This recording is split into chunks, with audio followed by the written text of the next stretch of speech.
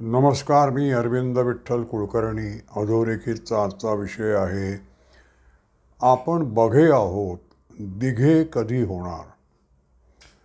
मित्र, परवा मंगळवारी पुण्यामध्ये कृष्णा कनोजा आणि शुभदा, तिचं नाव काही लोकांनी कोदारे म्हटलंय, काही लोकांनी केदारे म्हटलंय, मी नुसतं शुभदा म्हणतो.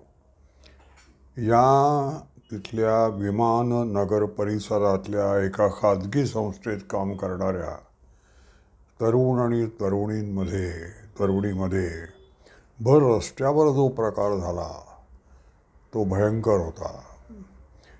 त्यात आपली राष्ट्रीय प्रवृत्ती दिसून येते. काय झालं, कृष्णा आणि शुभदा दोघेजण तरुण, 25शीतले, मैत्री पण होती त्यांची. शुभदाने आपल्या वडिलांच्या आजारपणातल्या उपचारांसाठी कृष्णाकडे पैसे मागितले, त्यांनी दिले. ती रक्कम 4 लाखापर्यंत गेली. नंतर कृष्णाच्या असं लक्षात आलं की ही काही वडिलांवरच्या आजारावर पैसे खर्च करत नाही आहे आणि त्यालाही त्याच्या डोळ्यांवर उपचार करून घ्यायचे होते, म्हणून त्यांनी पैसे मागितले. तर ते सगळे काही मिळाले नाही आणि ती द्यायला तशी नाखुश होती किंवा देण्याची तिची सिद्धता दिसत नव्हती. त्यामुळे चिडून त्यांनी तिच्यावर एका धारदार शस्त्राने, काही वर्तमानपत्रात कोयत्यानी, काही वर्तमानपत्रात चाकूनी असं आलंय, मी धारदार शस्त्र म्हणतो, शस्त्राने मारलं तिला. मारा केला तिच्या हातावर आणि तिच्या नसा तुटल्या आणि त्यात ती उपचारादरम्यान मृत्युमुखी पडली. आता यात कोण बरोबर कोण चूक काय ते पोलीस तपासून काढतील.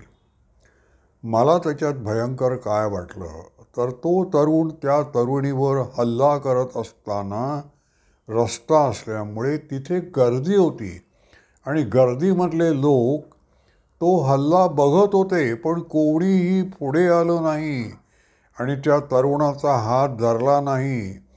त्या तरुणीभोवती कोंडाळं केलं नाही, तिला वाचवण्याचा प्रयत्न केला नाही. ती तरुणी खाली पडली, मारा सहन न होऊन रक्ताच्या थारोळ्यात. त्यावेळेला सुद्धा जोपर्यंत या तरुणाने शस्त्र फेकून दिलं नाही रस्त्यावर, तोपर्यंत त्याच्या जवळ जायला त्या गर्दीतले सगळे लोक घाबरत होते म्हणा काय, पण ते गेले नाहीत कोणी. आणि नंतर त्यांनी शस्त्र फेकल्यावर त्या गर्दीनं त्या तरुणावर हल्ला केला. त्या तरुणीला काही उपचार करायचेत वगैरे याचं भान त्यांना राहिलं नाही. ही आपली राष्ट्रीय प्रवृत्ती आहे असं मला वाटतं. कसं आहे पहा, आपल्यावर बालपणापासून संस्कार काय होतात. आपण जर चाळीतल्या मुलांबरोबर खेळता खेळता मार खाल्ला आणि घरी रडत आलो तर आपली आई, आपली बहीण, आपला मोठा भाऊ आपल्याला म्हणतात, तुला 100 वेळा सांगितलं त्या मुलामध्ये जाऊ नको, तो दांडगट आहे, तो तुला मारतो ना, मग जाऊ नकोस त्याच्यावर खेळायला. एकदाही आपले पालक असं म्हणत नाही, चल मी तुझ्याबरोबर येतो, कोण मारतो बघतो मी, तू उलटा हल्ला कर, मी आहे संरक्षण द्यायला तुला, पण घाबरू नको, रडत नाही यायचं. पण असं एकही पालक आपल्या पाल्याला असं म्हणताना मी ऐकलं नाही. मी मात्र असे प्रयोग मी जिथे राहत होतो पूर्वी त्या वास्तूंमध्ये केलेले आहेत आणि त्याचे परिणाम चांगले झालेत. माझ्या शेजारचे लोक म्हणायचे, अहो कुलकर्णी तुम्ही हे काय करताय, भांडणं लावताय मुलांमध्ये. मी म्हटलं नाही, मी भांडणं मिटवण्याचा प्रयत्न करतोय. कित्येक वेळा युद्धामुळे प्रश्न सुटतात, ते तुम्हाला माहीत नाही.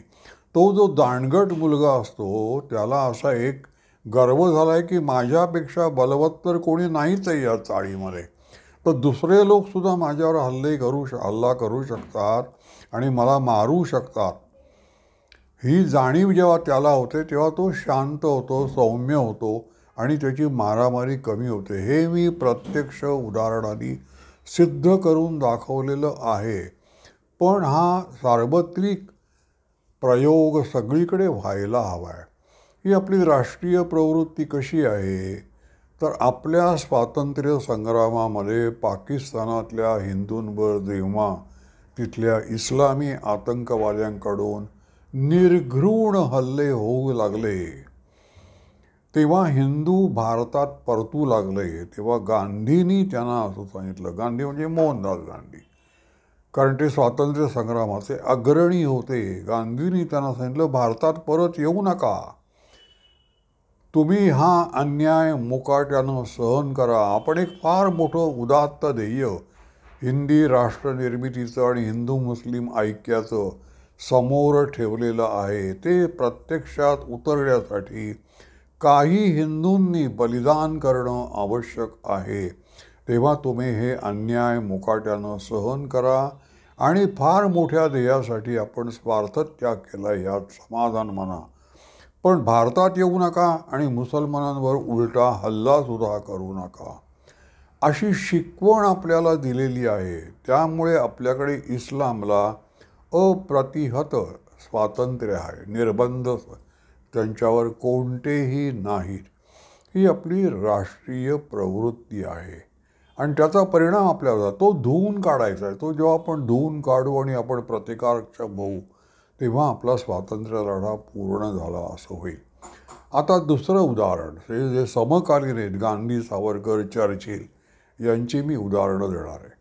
सावरकर शाळकरी विद्यार्थी असताना नाशिकमध्ये भगूरला त्यांना शिक्षक एकदा एकनाथ महाराज किती मोठे संत आहेत हे समजावून सांगत होते. आणि ते काय म्हणाले की एकनाथ महाराज रोज नदीवर पैठणला आंघोळीला जात असत गोदावरीमध्ये, आणि आंघोळ करून बाहेर आल्यानंतर तिथे एक यवन उभा असे आणि तो त्यांच्या तोंडावर थुंकत असे. त्याबरोबर काहीही न रागवता किंवा कुठलाही निषेध न करता एकनाथ पुन्हा नदीमध्ये जाऊन स्वच्छ आंघोळ करून परत बाहेर येत असत. किनाऱ्यावर तो यवन उभा असे, तो परत त्यांच्या तोंडावर थुंकत असे. असं अनेक वेळा होत असे. प्रत्येक वेळी एकनाथ महाराज आपण रागावलो आहोत असं दुरान्वयानं सुद्धा न दाखवता शांतपणे नदीत जाऊन अंघोळ करून येत असत. यावरून ते केवढे मोठे महात्मा होते, केवढे मोठे संत पुरुष होते हे तुम्हाला कळून येईल. आपण इतकं शांत, तटस्थ, निर्विकार राहिलं पाहिजे असं शिक्षक सांगत होते. सावरकरांनी हात वर केला आणि म्हणाले की अहो, मला याच्यातनं थोडंसं वेगळं बोलायची इच्छा आहे, बोलू का? शिक्षक म्हणाले, बोल. सावरकर म्हणाले, एकनाथ महाराज संत होते, निर्विकार होते, तटस्थ होते, स्थितप्रज्ञ होते की नव्हते ते आपण नंतर पाहू. त्यावेळच्या आपल्या हिंदू समाजाची स्थिती काय होती ते आपण पाहू. तिथे तो जो यवन होता, तो पहिल्या वेळेला जेव्हा एकनाथ महाराजांच्या तोंडावर थुंकला, त्यावेळेला दुसरा जर कोणी तिथे असता, एखादा भाविक हिंदू, त्यांनी त्याच्या 2 कानफडात मारल्या असत्या आणि पुन्हा असं करायचं नाही असा दम त्याला दिला असता, तर त्या यवनाचं धाडस झालं नसतं. तसं कोणी केलं नाही. त्यावरून आपला समाज किती किडलेला होता, किती भयग्रस्त होता, किती अप्रतिकारक्षम होता, किती दुबळा होता हे दिसून येतं. आपल्या संतांचं रक्षण आपण करायला पाहिजे, ते आपण करू शकत नव्हतो. म्हणून आपण आमचे संत किती स्थितप्रज्ञ आहेत असं खोटं समाधान मिळवण्यात आनंद मानतो. शिक्षक म्हणाले, अरे एवढ्या लहानपणी तू हा असा विचार करतोस, खरोखर तुझं मला कौतुक वाटतं. आता इतर देशामध्ये काय परिस्थिती आहे ती पाहू आपण. दुसरं महायुद्ध चालू होतं. एका बाजूला चर्चिल सगळ्या मित्र राष्ट्रांचा सेनापती म्हणून आणि दुसऱ्या बाजूला हिटलर.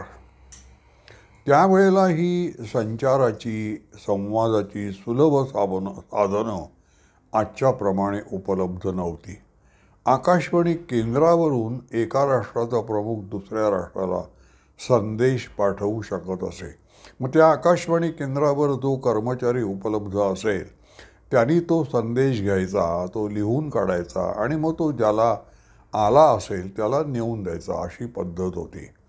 आणि जरी युद्ध चालू होतो, एकमेकावर बॉम्ब वर्षाव होत होता, तरीसुद्धा मागच्या बाजूनं एकमेकाला संदेश वहनसुद्धा केलं जात होतं की तुम्ही असं कराल तर मग आम्ही असं करू, 2 पावलं आम्ही मागे सरकू, तुम्ही 2 पावलं पुढे आलात तर वगैरे. अशा रीतीनं संदेश वहन केलं जात होतं. हिटलरनी एक संदेश चर्चिलला उद्देशून इंग्लंडकडे पाठवला की तुम्ही जर आमच्या या अटी मान्य केल्यात तर आम्ही युद्ध थांबवू. त्या अटी इंग्लंडला थोड्याशा मानहानिकारक होत्या.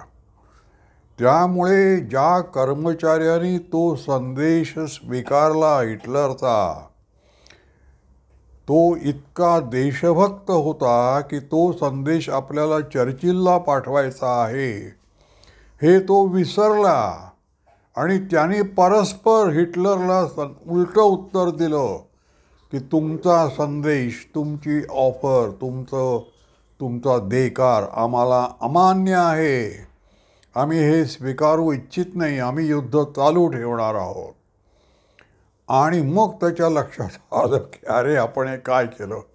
आणि मग त्यांनी चर्चिलला तो संदेश हिटलरचा नेऊन दिला आणि काय घडलंय ते त्याला सांगितलं.